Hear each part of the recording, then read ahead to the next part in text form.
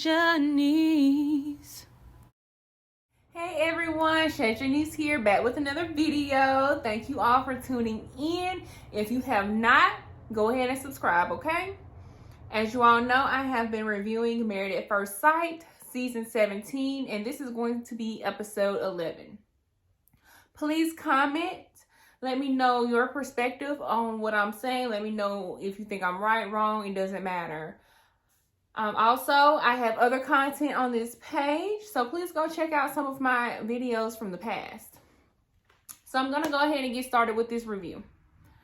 This was the activity episode, and I know the producers planned all of these dates. I need them to stop doing that. I need them to stop doing that so that we can see what these couples would do without their assistance. I need to see if they would actually go on dates with each other.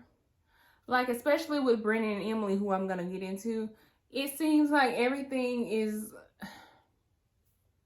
forced in a sense, especially on Brennan's side. Like, he could care less either way. Brennan says he wants more hugs. How sweet. Emily is happy that they made it to 1 month, but thinks that after this month, things are going to get slower because there will be nothing to talk about. But girl, don't you know you have to have conversations about conversations about conversations? Because in a relationship, you may think you know someone's perspective when you've had a conversation or two, but you really don't. You need to dive a little deeper, okay? Relationships are not easy. Yes, you all have notes. I have to take notes when I'm watching. Relationships are not easy, and I hope she's not thinking that, because Brennan is not an easy person to deal with, obviously. So I don't see how she thinks this would get slower and easier after this 1 month. Because it's already been pretty hard.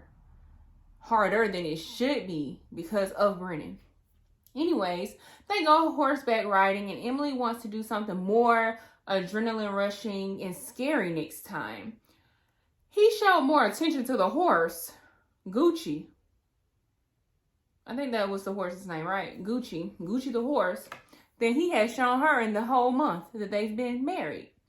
And she was a bit jealous.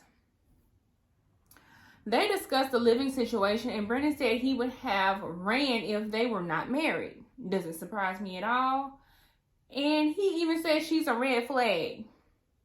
He says he has been trying, but he hasn't. She needs to leave this man. She needs to leave this man and get on with her life. That's just my opinion.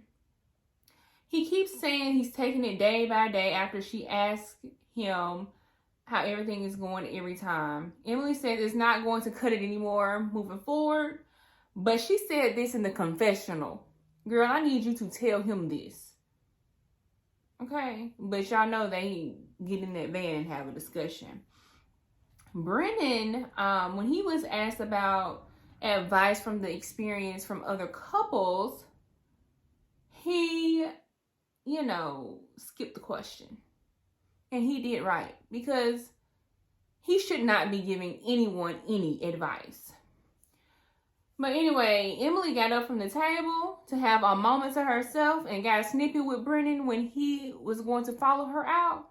Good. It's about time she shows him, her reactions, or be more open with him. I think she's been letting things slide a little bit too much. She's very nice. She wants everything to work. But girl, you're going to have to be a little bit more vocal. Claire follows Emily into where she was having her moment and tells Emily she deserves better. Mind you now, we were worried about Emily not doing so well in this marriage because she had never really been in a relationship. But it's Brennan who's giving nothing. She's trying her best and he's not doing anything.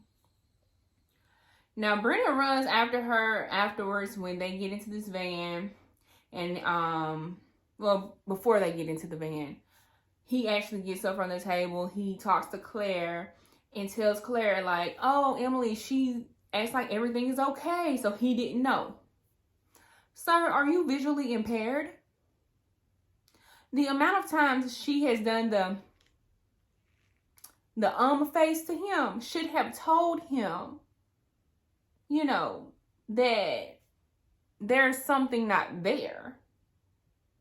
Like, she keeps trying to talk to you and get answers, but you are giving nothing, and it's annoying her. Hence this face. And she even said that it's annoying. In the van, she finally lets everything out. Or maybe not everything, but she lets it out. And he seems not to have really many emotions about it besides saying he's sorry. I don't know what his problem is really. He does need to listen to Dr. Pia and get some therapy, some individual therapy, because something is wrong. All right, moving on to Cameron and Claire. Okay. They decide to take Dr. Pia's advice, although we know the producers planned this date, and have some fun. Claire says Cameron has used his energy to make the marriage work, but he has now checked out. So apparently he's been trying, and now that she maybe is trying a little bit more, he's checked out. Claire said it's weird because they are basically platonic. Claire is now agreeing with Cameron about what he was saying when they met with Dr. Pia. Basically that they most likely won't make it. The anniversary made them come to terms that they most likely are not for each other for sure. And Cameron, he goes on a date with his friend, a friend date.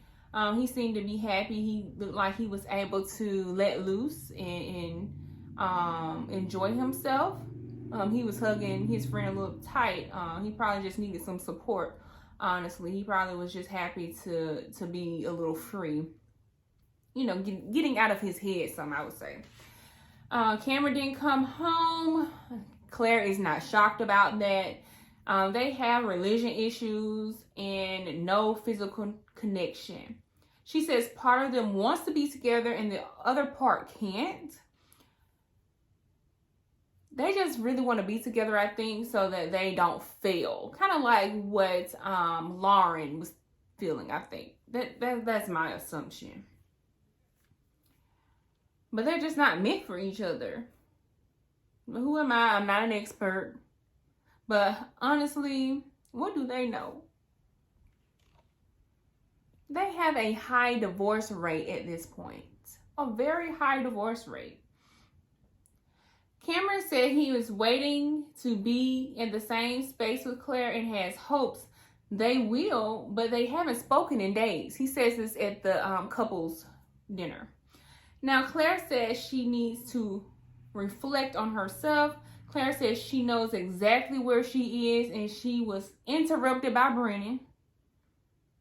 I don't know why he wanted to interject himself into a conversation. He needs to interject himself into the conversations with his own wife. I don't know. There's something about Brennan I just don't like. I don't know. Hopefully he grows on me. I don't know. But right now he's not doing too hot. Anyways, Cameron decides it would be a good idea to count to 3 and blurt out whether they would divorce or stay together. You know, their own thoughts. So 1, 2, 3. One says divorce, one says separated. Same difference.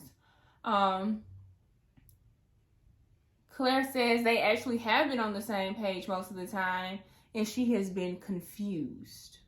I think she meant they've been on the same page of not wanting to be together and continue the marriage.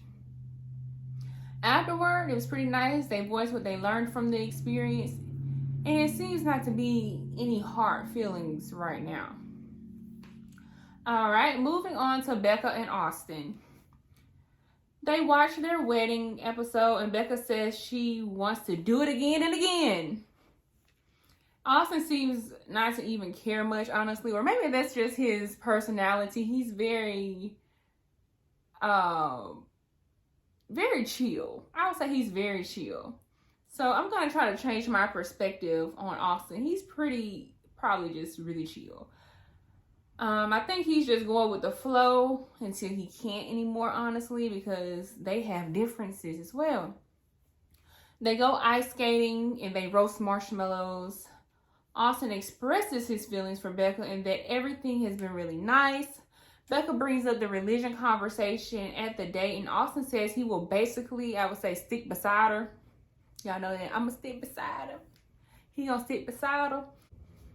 Austin talks to his friend about he and Becca's differences and that they have similar values until the question about heaven or hell arose. Because she was raised to believe, well, he was raised to believe that if you don't believe in God, you're going to go to hell. He asked his friend which is Catholic her opinion. Her answer was, being a good person will get you to God in the afterlife, but if you have been spewing out hatred, you would be separated. So he says he's now open to new perspectives.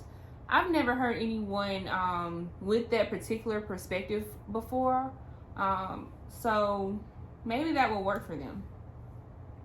By the end of the next episode or two, I think Brennan and Emily will unfortunately call it quits. I think this is why they're going to give Michael another chance, but we'll get to him in a moment, because their outcome rate is terrible right now.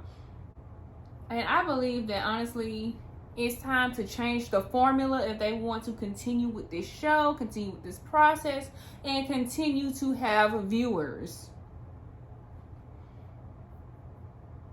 I mean, you have to change the formula sometimes. Just like with Coca-Cola or whatever, a product. Oftentimes, they tend to change the formula to make it better.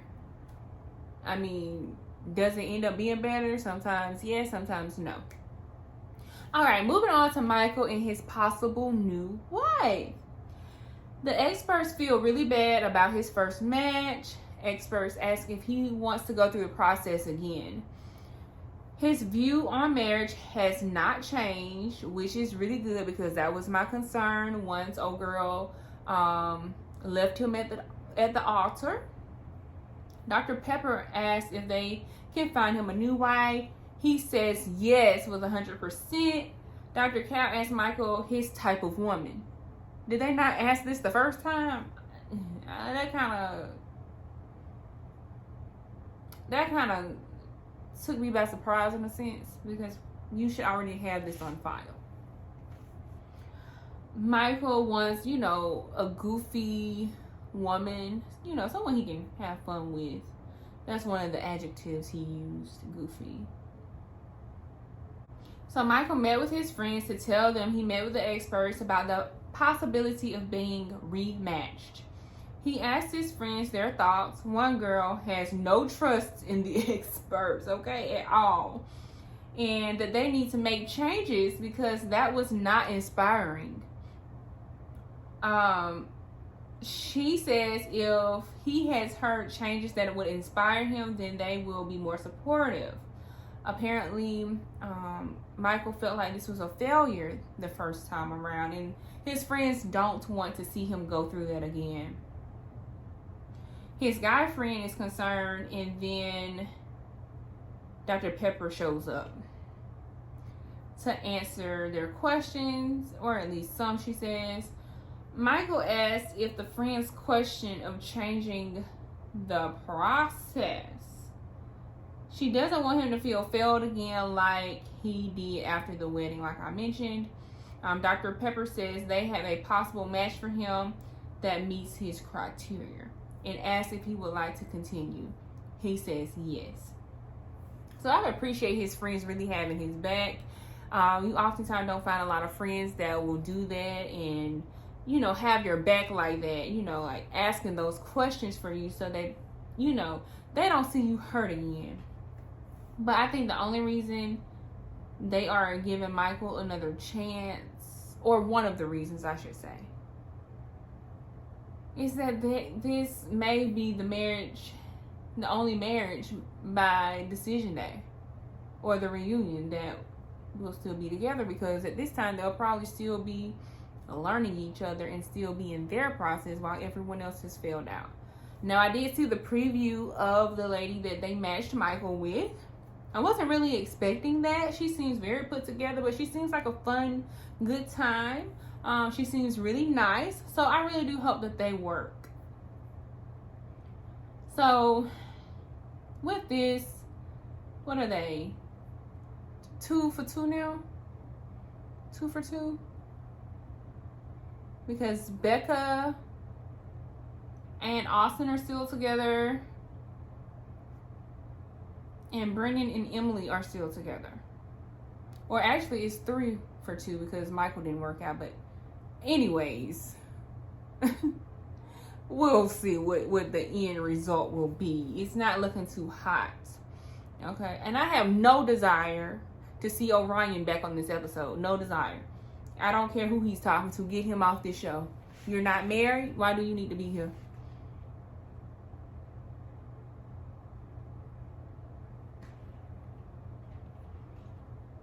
And it's not fair because you chose to end. And I think they have to pay out if they quit early. So you should not be able to quit and still get paid. No, you should have to pay because you broke the contract. I've heard behind the scenes on what happens with not only this show but other reality shows.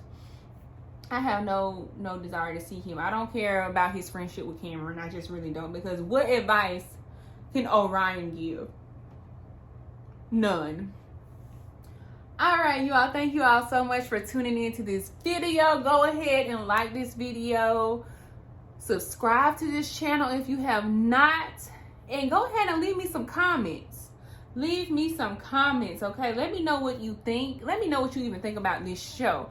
Do you all think that they need to change the formula for this show so that more marriages will actually work? Let me know in the comments. Until next time, love you all.